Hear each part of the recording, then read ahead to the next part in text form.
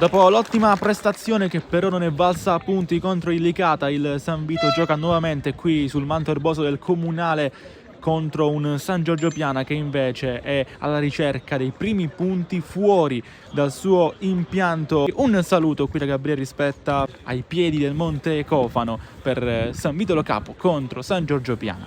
Fischia Leone, va di Diacate, pallone che si abbassa. Sandu è rimasto troppo centrale. Sono 6 nell'area piccola. Sannasardo poi al limite. Pallone che arriva un'altra volta, viene chiuso per ora la difesa del San Vito. Ancora Passero, la giocata, entra in aria. Passero, cross che diventa quasi un tiro. Non c'è deviazione. Diacate, pallone al centro, lo stacco, Passero, traversa incredibile, pallone che rimane buono. Ancora Bruno Garcia, lotta con lui Serie A, pallone buono che passa, Garcia, arriva a lui, Garcia. Lotta lì a destra Barbara, ancora il numero 7, cross che arriva al centro, Passero!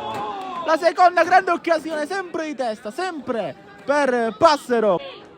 Ma Garcia, sinistro che non gira abbastanza, può andare Di Giorgio, non è uno schema, è un po' la messa al centro, esce il San Giorgio, poi Ceffo, destro che vola, rimpallo che favorisce, un'altra grande parata di Lamen, era comunque fuori gioco, ma cosa ha fatto il portiere del San Giorgio?